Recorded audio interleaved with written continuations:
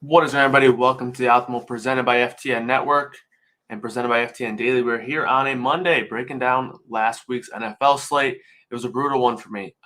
It was my worst week of the year so far, but we do have NBA to look forward to. We have that starting up tomorrow. So we're going to talk a little bit about NBA, looking back at week 6 of the NFL season. We do have some Monday Night Football to look at as well.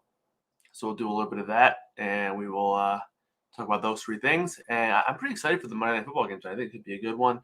Tennessee Titans hosting the Buffalo Bills. I think it should be an exciting matchup. Hopefully a lot of points. So, yeah, looking forward to that. Let's start it off. Every day, DFS players set out in search of the perfect lineup. Great Scott!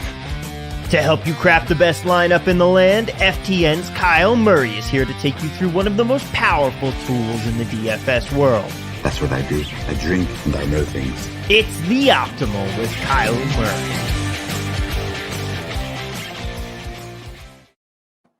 Shout out to our guy Tom for the clip and the intro. Always makes me feel like I'm a special radio host or something when that plays. But yeah, appreciate that. So we're going to talk a little bit about some strategy stuff from week 6. And obviously you never like to lose, but when you lose, you get to learn a little bit about what you did wrong. So that's kind of one thing that I'm hoping that I can at least pull from the losing week.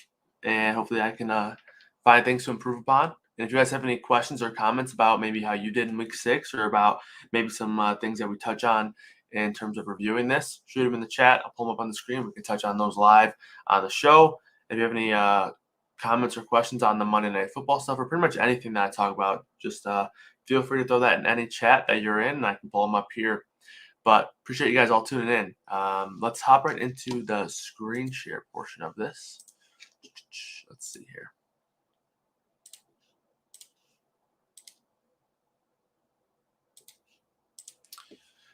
All right, got the optimizer up.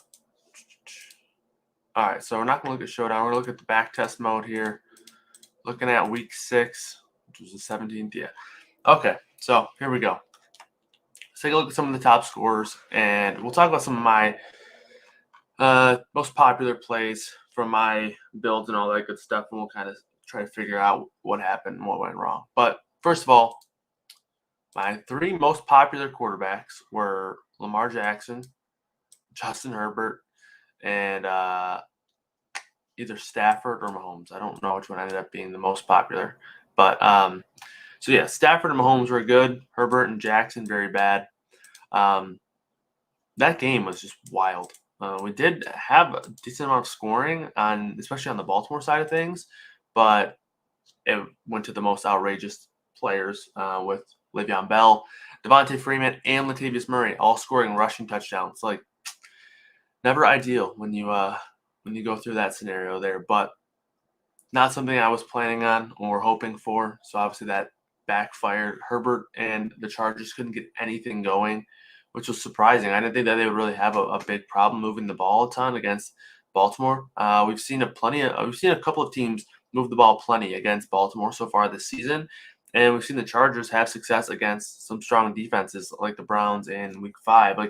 So I wasn't overly concerned with the idea that the Chargers could struggle. So the fact that, we saw Herbert at about 4 or 5% projected ownership, saw Eckler a little bit lower ownership than someone might expect. Keenan Allen should have been like monster chalk on the week, and he really didn't get there in terms of being overly popular. So I thought it was one of the more under-owned stacks of the week, and obviously they didn't pay off. So always going to be a bummer in that sense. But there were a couple of low-owned stacks that did really well. Kyler Murray, I talked a little bit about. Unfortunately, if you rostered Kyler Murray, you probably also rostered Kareem Hunt. And he obviously got hurt and wasn't even really that involved. Or I guess not as involved as we probably would have thought or hoped. But, we did get the report that he was playing injured and he wasn't going to be 100%. And they were going to watch his touches. But, I mean, it was just a non-ideal scenario for pretty much all the chalk this week. I don't think any chalk player really went off, right? Even Devontae Adams was bad. Let's just go through and look at some of the top projected ownership players. Mahomes did well, so he's probably the best so far. Kareem Hunt was pretty bad. Darrell Henderson was really good. Jonathan Taylor was really good. Some of the value guys, Darrell Henderson, Khalil Herbert, they were pretty good. Chuba Hubbard only scored 13.5, but he scored. Like last week, he scored 21 without scoring. This week, 13.5 without score or while scoring. So it's just sometimes DFS is weird like that. Deandre Swift, he ended up not being that popular, but he got there on the last drive. I think he had like 11 points on the last drive, which was very lucky. But hey, if you roster him, you'll take it. As for wide receivers, Cooper Kupp was a slam dunk, 37 points. Devontae Adams, T. Higgins, Terry McLaurin, all bad. Jacoby Myers, pretty bad. Robert Woods, pretty bad despite scoring. Brandon Cooks was fine. Jamar Chase was not great, pretty bad. Tyreek Hill was kind of a wash. He kind of got bailed out there with that late touchdown. But yeah, just overall, it was kind of a bad week for the chalk. But there also just wasn't there was at times there was slight chalk going off. I really mentioned CeeDee Lamb a lot throughout the week and didn't end up getting to enough of them. I only did a few lineups on DraftKings this week. I was out of town on Friday and Saturday, so I kind of scaled back a little bit. So I didn't really get to a ton of him, which is obviously a bummer. Cooper Kupp, I liked a pretty good amount. But, I mean, it was tough to play Cooper Kupp in lineups without Stafford.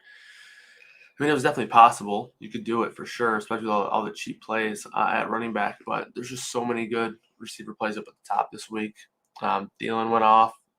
Donovan Peoples-Jones went off somehow, caught a Hail Mary touchdown. Cortland Sutton continues to get there in garbage time as well. So, yes, Noah Fant also had a big game. And now we can add another tight end to the list of tight ends with 20-plus points. Noah Fant caught a touchdown at the end of the game as well. Travis Kelce, pretty bad game. Travis Kelce, you're expecting a much bigger performance than 18 out of him. That was kind of like his average performance. Mark Andrews, 18, about matching or essentially matched Travis Kelce. You never love that unless you rostered Andrews, but I had a lot of Kelce, so that also hurt. Ricky Seals-Jones was good. I was pretty much going Kelce, Ricky Seals-Jones, or that's pretty much it, really. Tight end was fine. My lineups with Ricky Seals-Jones are much better than the ones with Kelce, obviously, because I was allocating salary better. But other than that, tight end, we had some solid plays, but nothing really spectacular except for Fant. I would say Fant was really good. Other than that, nothing really spectacular. Hawkinson was fine.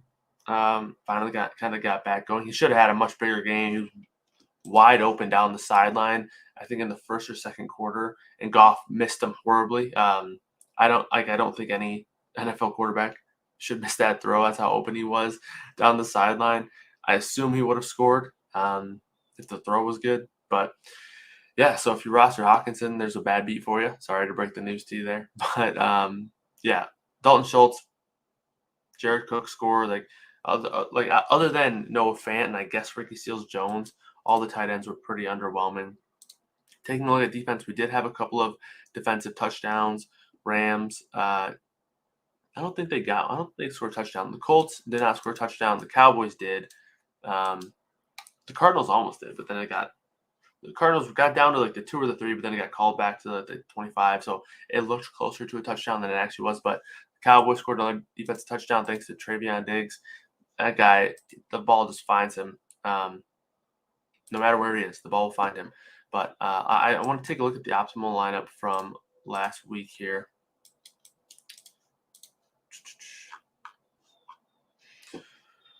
That was based on projections. 1 sec. So based on the final scoring, Kirk Cousins made the optimal lineup. Look at that. Darrell Williams, Jonathan Taylor, Donovan Peoples-Jones, Adam Thielen, Cooper Kupp, Noah Fant, CeeDee Lamb, and the Cowboys D. So overall, I think there were a couple of plays that people could have realistically got on. Obviously, Cooper Kupp, Jonathan Taylor, Darrell Williams, people were getting onto them. Fant, I think, was fine. If people got to Fant, I think that's fine. Obviously, still missing 2 of their top receivers. So that's totally fine. CeeDee Lamb, I thought, was a really good tournament play. And then, Thielen, I didn't really get to a ton, but he was super cheap at 5,800, and we always know that he does have that touchdown upside. Donovan Peoples-Jones, that was just a big brain play if you went Donovan Peoples-Jones as the run back. I mean, Hunt did essentially nothing. Odell Beckham had like 12 or 13 points, but he got banged up in the middle of the game. And while he was banged up, Donovan Peoples-Jones scored once, maybe twice. I don't know if both of his touchdowns were while he was banged up. But I know one of them was. The Hail Mary was while Odell was banged up. Obviously, like the Hail Mary, I'm not expecting that have gone to Odell. But, like, yeah, the Hail Mary was just a wild play in general, and it was horrible defense. They had, like, 3 linebackers sitting at the line, and it was, like, 3-on-2 in the back with the Browns having 3. Like, I don't know what the Cardinals defense was doing on that particular play. But anyway, like, Donovan Peoples-Jones probably weren't, like, getting into a ton. Kirk Cousins, I guess if you played him, that was okay. But, like, definitely wasn't a guy that was really on my radar. So a couple of off-the-wall plays. But other than that, like Kupp, Taylor, Williams, Fant, Lamb, they all made sense. So not a crazy week, but, not the most ideal week either. So, yeah, definitely not a good week for me. Looking to bounce back for sure. Again, like I will say, scaling back doesn't help when you're you moving around a lot, but it happens. Looking forward to week 7, but let's take a look at Monday Night Football here. Actually, let's take a look at NBA first.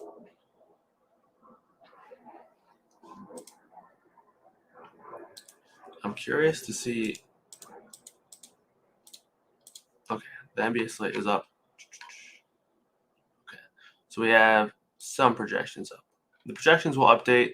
I'll probably update them today, but just wanted to get a feel for the optimizer. I mean, I used it for the preseason, but haven't used it for the regular season yet. So I guess we can get rid of this note.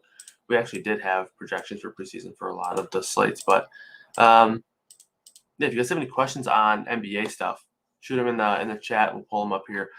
But I wanted to talk a little bit about some stuff within the optimizer, and I just did a tutorial the other day. I think it was 2 days ago, about randomization and why it's so important to use, and it's always better to understand what you're using or what you're utilizing rather than just setting it because of the fact that, like, I told you to, or someone told you to, right? Or that's like you read it in an article or whatever. It's always better to understand what it's actually doing, so that way when lineups come out looking a certain way, you know why. Like, you never want to have a lineup and be like, how did the lineup get like this, right? So I did want to touch a little bit about randomization, but it was like probably like a 15 or 20-minute tutorial video. So if you're interested on that, head over to the bottom of the screen down here. It should be down here. Now, they haven't added it down here yet, but it'll be added down here eventually. And then I can also, it's probably on the main screen somewhere.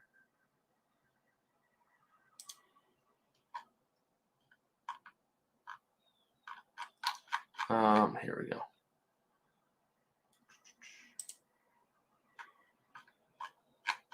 Yeah, it'll be added underneath the optimizer. Probably, I'll have them add that today. It usually ends up down there automatically, but it's also on our YouTube channel at FTN Network on YouTube. But basically, I spend 15-20 minutes rolling through randomization and why it's important and how I use it and why I think you should use it. But basically, randomization is the use of a range of outcome system within the projections, right? Projections are never going to be perfect. They're always going to have some sort of wiggle room, right? Or some sort of error. Like, that's just how it's going to be. There's never going to be a perfect projection. That's why we utilize ceiling and floor projections, because we want to have a feel for a player's range of outcomes. And that's why we use ceiling projections in here. They're not loaded in yet, but they will be. And that's a good reason as to why we use the ceiling projection, right? So with that being the case, and with ceiling projections being so important, understanding that you want your lineups to be built with those in mind, and that's why you should be using randomization. Basically, depending on what percentage you set this at, let's say we set it at 20%, right? I typically, in between 15 and 20%, you can go higher. For basketball, I'll probably be in between 15 and 20, maybe even 10 and 20, but kind of depends on the slate and what you're kind of trying to accomplish with your lineups.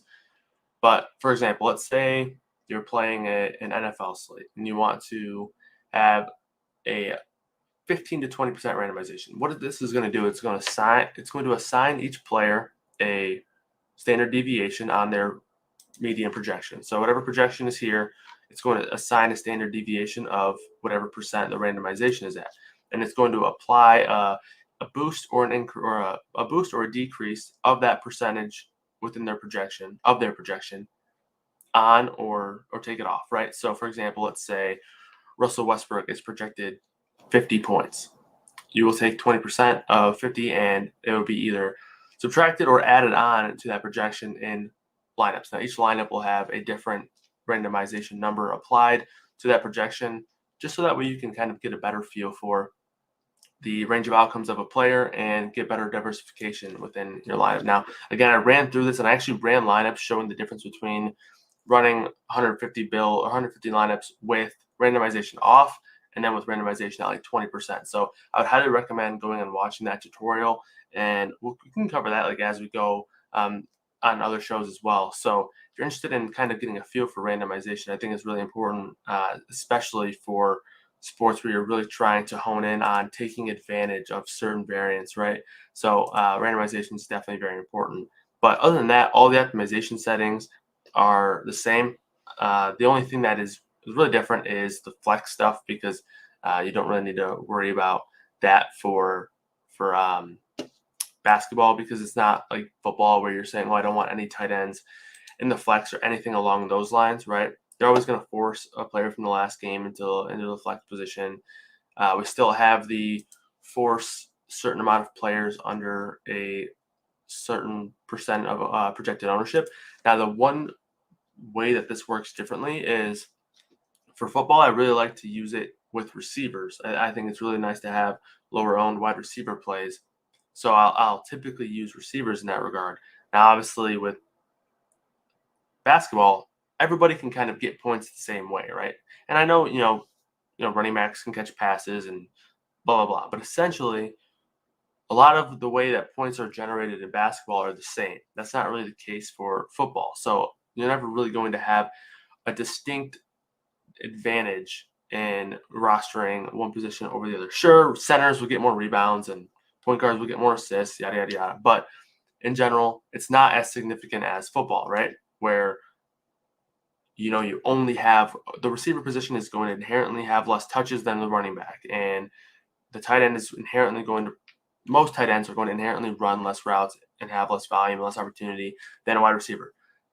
That's kind of the case for football. For basketball, that's not necessarily the case. Like it can vary, especially nowadays in basketball, where you have centers like Bam Adebayo playing point guard at times for his team, right? Like it's essentially a wash now. Like sure, you're always going to have the guys like I don't know, Jonas Valanciunas averaging 16 rebounds a game, and you'll have guys like Russell Westbrook averaging 11 assists a game.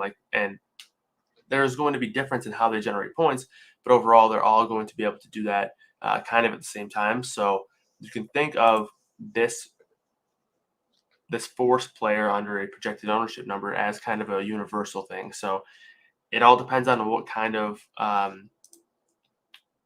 guess, contrarian mindset you're trying to take. Typically at 1, I think is the minimum, but you also don't have to do 10%, right? Like you can do 20%. Like there was a time in, I think it was last year, where I was like saying, if you're under 20%, you're low owned in NBA these days, because we would get so oftentimes we would have players with just massive amounts of ownership on them, and they were good plays, right? And that's because in NBA, like you hear it all the time, NBA is the most projectable sport. NBA is, the sport with the best chalk, right? And that's probably pretty true. It has less variance than any other sport of DFS that I play, and I think probably of any other sport ever, because it's so easy to break down things minute by minute. As long as your minute projections are pretty solid, it's fairly simple fairly standard in terms of the range of outcomes, and the range of outcomes are tighter than someone in baseball, where the range of outcomes for any given baseball player is between like 0 and 40. And obviously it'll vary based on the price and who the player is and et cetera. But like for someone like Mike Trout, sure, you're probably going to give him some kind of floor, but realistically, 0 is always in that range of outcomes, and 40 or 50 is always in the range of outcomes. For someone like Russell Westbrook, 20 is probably not really often in the range of outcomes unless he gets hurt or something like that. It's typically going to make its way up until like the 40s at least, right? So that's kind of how you feel about the variance of different players and how they score points in NBA DFS compared to other sports. So now the reason why that's important is because you still need to play the ownership game in any sport, in any kind of environment where there's game theory involved, and that's enabling you to have some kind of leverage or some kind of distinct advantage. You always need to play that kind of role, right? And assume that you can have an advantage by playing this ownership theory and this game theory game. But with basketball, it is a little bit unique because players who project well and players who we assume are going to do well have such a tight range of outcomes that typically they are going to perform well, and they're going to perform within those range of outcomes. While a receiver in football isn't necessarily going to do that. Like Devontae Adams from Sunday, we kind of assumed he would, have a big game, and he scored 12 points, and he had a 5-point catch on the last drive of the game. So like it was pretty. Like there was a really solid chance that he was going to score like under 10 points in that game there. And basketball, again, like typically players don't just like completely bust, especially the top end guys. Not to say that it'll never happen, but it happens at a far fewer frequency than other sports, right? So when talking about this forced players under a certain projected percent ownership, you can use 10%, you can use 15%, you can use 20%. I mean, if you're going over any more than 20, you're probably not really using the feature anymore. And even 20% is probably pretty high if you're really trying to take advantage of being contrarian. But like 15% I think is fine. So that's kind of a difference in between. It's the same setting as other sports that you've dabbled around with in this optimizer before, but it's also used a little bit different in terms of the strategy behind it. Other than that, everything works the exact same. I would still highly recommend using tournament mode. I wouldn't hate using ceiling projection to run these builds. I know a lot of people that have been using the optimizer for showdowns, for NFL, and even for NFL main slates have been running theirs by ceiling projection, which I think makes sense. Because again, like you're going to want to be building these lineups based on some of these players' ceilings. So I think you can use ceiling projection for NBA as well. Unique players, I would still recommend between 2 and 3. I probably recommend 3 on most slates, but like for the 2-game slate tomorrow, it's probably going to be easier just to use 2 there. The browser and the server thing doesn't matter all too much. For salary cap on a slate, so for basketball, I genuinely think you want to use as much salary as possible while also not feeling like you have to use 100% of the salary, especially on like a 2-game slate. So like on tomorrow's slate, I'm probably going to, knock off a little bit in terms of the max, right? I'll say we can leave 100 on the table, or we have to leave at least 100 on the table. But on a main slate where we have like 10 or 12 games maybe, I don't really want to leave a ton of salary on the table. There's just so many times where you can capitalize on more expensive players because their roles are going to be more projectable. Their ceilings are probably going to be higher, and they'll just overall be better plays. So you're going to want to oftentimes make sure you're filling up the salary cap as much as possible. I'm talking like leaving 500 on the table max most nights. And obviously that'll change sometimes where maybe there's a ton of really cheap plays that you're totally fine with, ensuring that you're going to be maybe a little bit different while playing those really cheap plays. But even then, if you're playing all these cheap plays, there's always those top studs to pay up for. So I would highly recommend using as much of the salary cap as possible. Sure, on a 2-game slate like tomorrow, it might be a little bit different where you're trying to just ensure that you're building unique lineups. But the next important thing for NBA is to talk about these per player team limits as well as the stacking rules. So again, we have 2 different ways that you can create stacks or rules with the optimizer here. Now, but first let's talk about the team limits, right?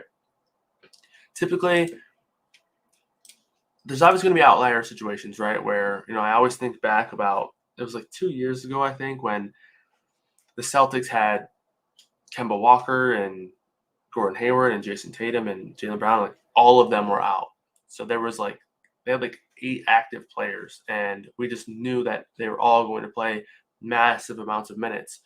So you could have 4 of them. They were all really good values. There's always going to be situations like that happen throughout the year.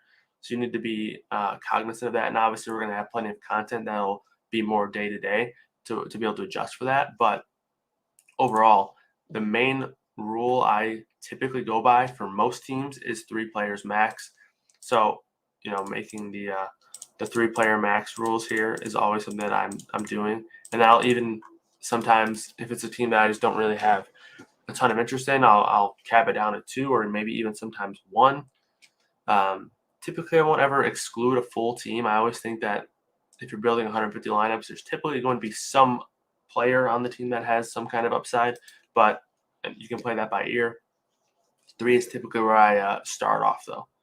All right, so now as for the legacy stacking situation, it's pretty, you kind of just can walk yourself through it, right? Let's try to find a good example here. Typically, I like to think of centers because a lot of times we talk about foul trouble and how that's a thing, right? And, centers, especially the traditional centers like DeAndre Jordan and Dwight Howard, they're probably not. It's hard to know for right now because these guys haven't played on the same team before, blah, blah, blah, all that good stuff.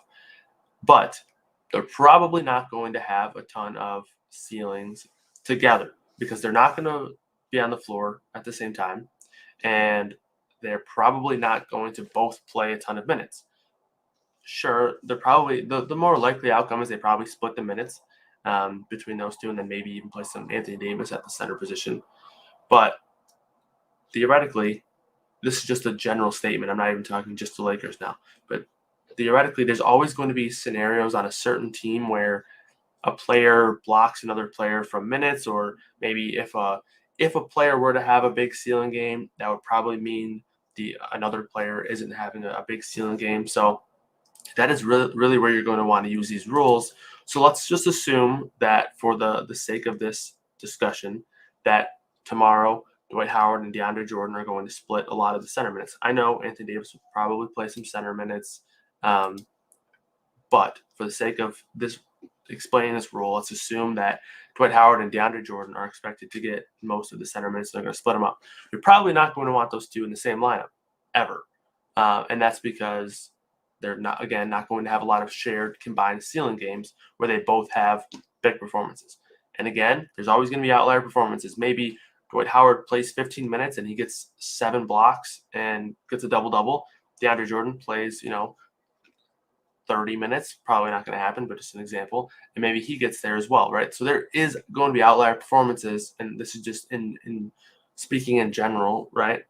But theoretically and typically, you're going to want to build these rules based on those kinds of scenarios, right? So we're going to say, first we're going to decide the player that we want. We're going to do Dwight Howard. So stack Dwight Howard with a player in no less. So actually we're going to do exactly 0 of DeAndre Jordan. This is just going to ensure that we're never going to have DeAndre Jordan and Dwight Howard in the same lineup. I mean, you can, and if you want to bring Anthony Davis into the fold here, and you could say, I don't really want a lot of Anthony Davis with Dwight Howard and DeAndre Jordan, because if Anthony Davis is having a big game, maybe he's playing more minutes at the center position, Dwight Howard and DeAndre Jordan, their minutes are probably going to be capped, right? So you can do that as well. And again, we'll get into more specific situations as slates roll around. But I'm trying to think of another one here. Maybe Andrew Wiggins and Jordan Poole could be one. Like if we really think that Jordan Poole has a solid projectable role in this offense with Klay Thompson still out, obviously, and maybe he's going to be that 6th man, that scorer off the bench. Maybe you don't want Jordan Poole with Andrew Wiggins, because if someone's going to be scoring with a secondary unit, it could be him rather than Wiggins. And again, this is just more speaking in broad terms, but that's kind of how you feel about it, right? Now, another scenario, also not really a thing in 2-game slates, and also not necessarily even a thing on larger slates. You can play these guys together. They both definitely have upside together. But, for example, let's say it's a a 12-game slate. We have all the studs on the slate. Jokic is on the slate. Luka's on the slate. Steph's playing. The Nets are playing. So we have Harden and Kevin Durant. We have Giannis on the slate. We have LeBron and AD and Russell Westbrook. Like, we have all these studs on the slate. Maybe you don't want to play these guys together. Maybe you don't want to play LeBron and Anthony Davis and Russell Westbrook together, because if LeBron has a big game where he scores 40 points and puts up a triple-double, is there going to be room for production for both of these guys? Maybe that's the scenario. Or maybe you say, I want at most, no more than one player. So, if LeBron were to go off, score 40 points, put up a triple-double, blah, blah, blah, maybe one player, maybe Anthony Davis or Russell Westbrook, can have a big game alongside of him. But more likely than not, both of them are not going to have big games, while LeBron is also having a big game. So for that reason, you probably don't want LeBron paired with both of these guys. So for that reason, you're going to imply this rule here. And doing certain things like that is kind of the difference maker in between running these builds and not, right? And a lot of times the range of outcomes is also going to help with that, because of the fact that in games where we're seeing LeBron have strong performances, probably Anthony Davis and Russell Westbrook are going to take a slight hit, right? Just because if it's going to be a LeBron ceiling game, a lot of those points are being allocated to LeBron. Maybe there's not a lot of room for Anthony Davis and Russell Westbrook. Same thing can be said for the Nets, right? And this isn't just to say that, hey, Harden and Durant can't both get there. They definitely both can, especially with no Kyrie. But if we have Kevin Durant scoring 65 DraftKings points, and then Harden, can only get 40 or 45. It's all about the opportunity cost, right? Then maybe, Steph is going to go for 55 or 60, and then maybe LeBron puts up 55 or 60. Giannis puts up 55 or 60. Then, you're missing out on the opportunity cost of all these top studs, because you're pairing up two studs on the same team that really, they don't necessarily ultimately cap it. Like, it's not necessarily a hard cap, but it definitely doesn't help it. Like, if Durant does go for that ceiling type game where you're going to win a tournament thanks to Kevin Durant, where he's going for 65 DraftKings points, whatever it is, then obviously it's going to be difficult for James Harden to also have a massive game. So you don't want to miss out on that opportunity cost, and building lineups with those kinds of thoughts in mind are very important in terms of just building lineups with the optimal amount of ceiling possible. But that is kind of how I'm feeling about it right now. Now I'm going to be treating the optimizer each day. And with these shows where we have obviously it's going to be a little bit difficult to really get a great feel for it, because these optimal shows are going to be at either 2 p.m. or 3 p.m. Eastern time on the day of NBA slates. But, sometimes 2 p.m. or 3 p.m. Eastern time on the day of an NBA slate is almost irrelevant in terms of judging a slate, right? Because of all the news that we could potentially get. Like, even not necessarily tomorrow on a 2-game slate, but even on Wednesday where we have, I think it's a 10-game slate, there could be news on the second day of the year that we have to account for and adjust for, and it really sometimes will throw things out the window completely. So that's why I do like to remind everybody to make sure you're in the Discord channel. We do a really good job for the NBA Discord of being pretty active in that up until lock. The projections will obviously update throughout the night and all that good stuff as well. But for the most part, you need to be able to adjust to that information. And obviously, this show is going to be more of speaking in general rather than dealing with specifics for that reason. So that way you can take these general rules and these general thoughts that I'm using and use them throughout future slates rather than just one slate and then throw it away, right? Like, I don't want to say, oh, don't play Giannis don't play Harden and Durant together tonight because I say so, and then you don't really know why, or do I do that next slate, etc. So it is going to change a little bit, but that's kind of why I've wanted to talk a little bit about things in terms of a general standpoint rather than in specific detail.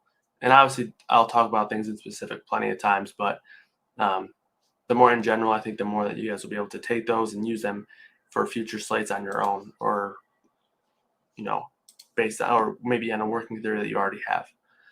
But let's take a look at the Monday Night Football slate real quick, and then we'll get on out of here. These early week shows are typically going to be a little bit shorter especially before we really get basketball going. And then a couple of days this week and next week, I'll have to I won't be doing the show because I'll be moving. Moving to, I'm moving like 15 minutes away, but I won't have internet for a couple of days, I think. I'm hoping that that's not the case, but the provider's being a pain in the ass about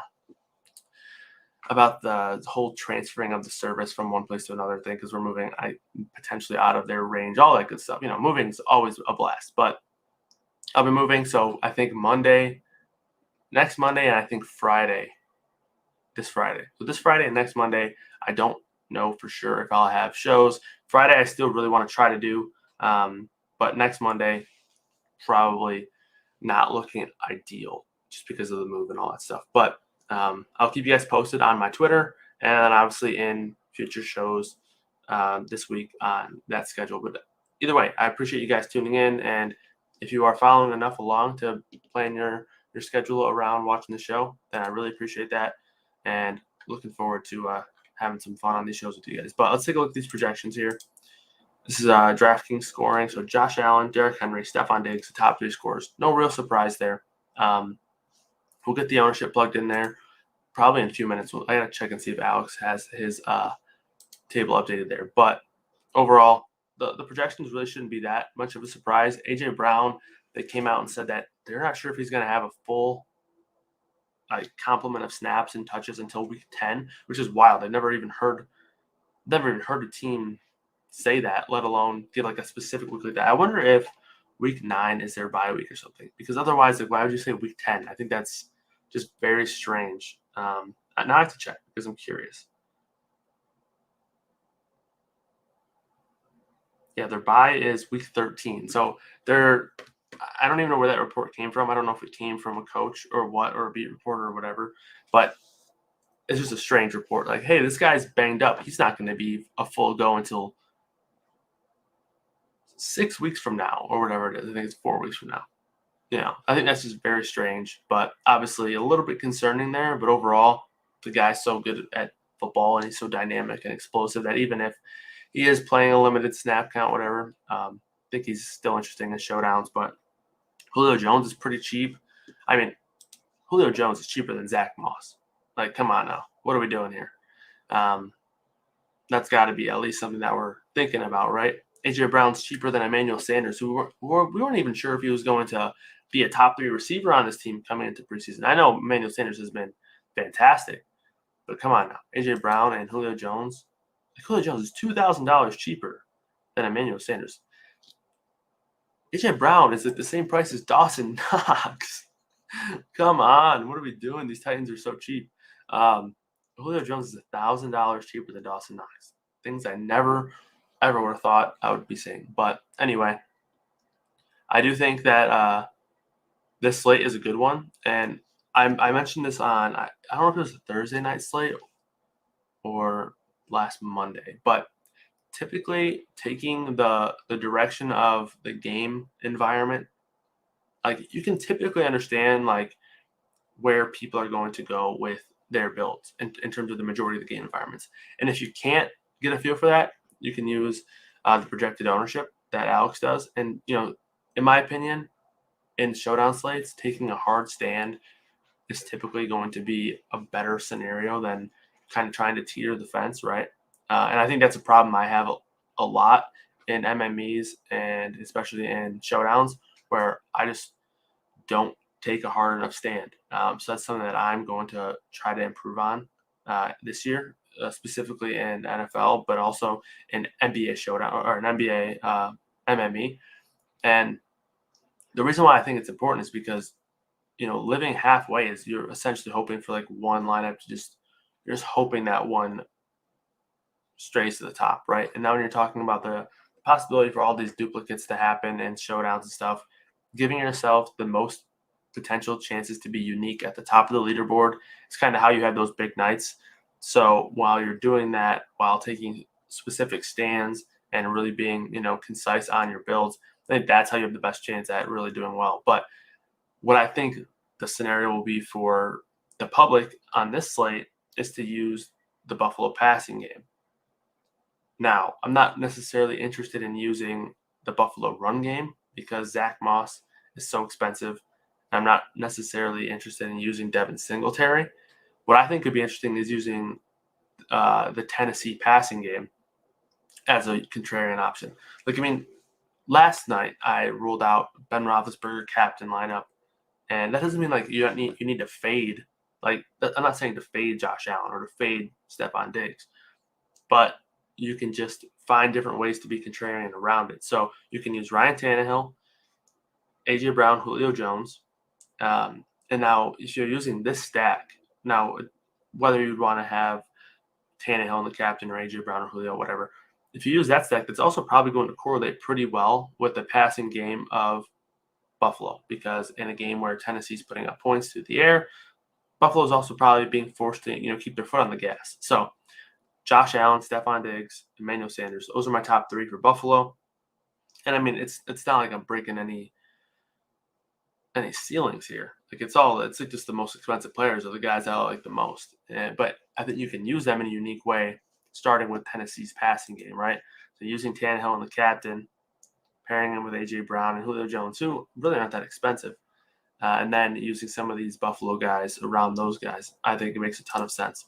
In terms of the best value plays, Swaim, McKenzie, Josh Reynolds. I think Josh Reynolds could make some sense as a potential value option.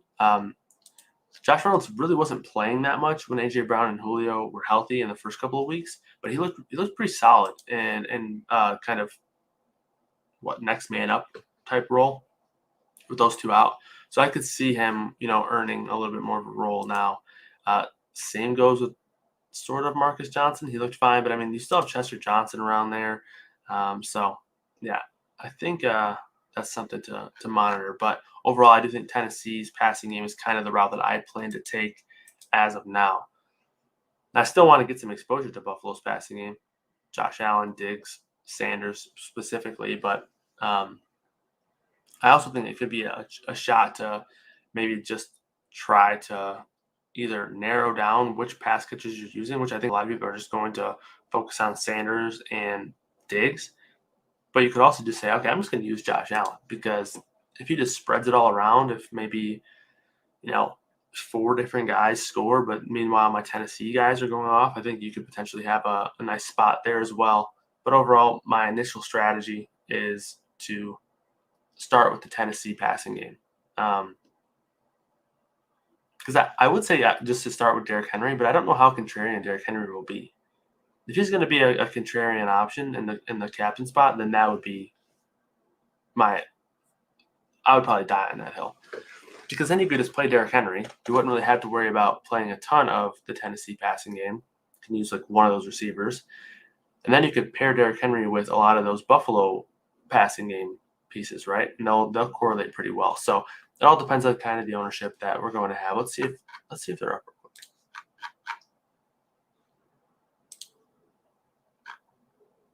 quick. Okay, so they haven't been updated yet, but it all depends on kind of where the ownership falls. And like I mentioned, I do think Derrick Henry will be the second most popular captain option. You could also just go with one of the Buffalo receivers and then use Josh Allen in the captain or in the flex spot. So like if Diggs isn't going to really get a ton of captain ownership, maybe people are scared that Sanders or Beasley or Knox are going to do a lot of the work, and maybe Diggs falls under owned. Like, for example, Deontay Johnson, he was a pretty low owned, and Chase Claypool, for example, those are pretty low owned captain ownership plays last night, although it was a little bit different because Ben Roethlisberger was extremely low owned in the captain spot. So that was a bit unique. But like let's say the most popular captain spots are Josh Allen, Derrick Henry, and then like Ryan Tannehill, which I don't even think will be the case. I do think Diggs will probably be the third most popular captain play. But if people are worried about Sanders or Knox or Beasley, then I do think Diggs could go lower owned. And if that's the case, I think he could also be a good captain play. Just banking on maybe a lot of the production of Josh Allen goes to Stephon Diggs. And obviously they correlate well. So again, make sure you're checking back on those updates there. Probably have those updated in the next hour or so, I would assume. That's usually when Alex has them up. But appreciate you guys tuning into this one. We'll be back tomorrow talking the opening night of NBA. And so that should be a fun one. I think tomorrow I'm gonna look at the sites and see kind of what kind of contests I want to play. For NBA, I really do like the concept of just building one lineup. Um, but MME is also always very intriguing for me. So um, I'm still debating on what I'm going to do tomorrow. It'll probably depend on the site, but I'll be playing some Super Draft. I'll be playing some DraftKings, probably playing some FanDuel as well. But overall, very excited for the NBA season. Like I mentioned, I've been mentioning a lot, like getting back to the daily routine. Sometimes I feel like my daily routine for NFL is just all out of whack because of the different times and stuff where certain things are doing all that stuff for the content side of things. But excited for the NBA season. Appreciate you guys all tuning in. If you are watching this on YouTube, thank you for watching. Please throw a like, maybe subscribe, and then maybe comment down below. Say Kyle sent me. I would really appreciate that. Give me some bragging rights over Mr. Benny over there. I know Benny is doing a lot on the YouTube side. Chris is doing a lot of stuff on the YouTube side. So if you guys haven't hopped over there and watched the YouTube stuff, feel free to do so. All that stuff is free as usual. Subscribe there so you can get up to date and all that stuff. And throw some likes over on those videos. We really do appreciate it. If you're watching on Twitter, I really appreciate you following me. Anytime you guys want to DM me questions or anything like that, feel free. I'm usually, I don't tweet the most, which I probably should tweet more, but I'm always on Twitter. I don't tweet a lot, but I'm always on Twitter. I really like interacting and just reading a lot of the stuff on Twitter. So anytime that you guys want to DM me anything DFS or sports betting related, please feel free to do so. Really appreciate all the support and you guys tuning in. We'll see you tomorrow. Good luck tonight on Monday Night Football, and good luck with anything the rest of the week.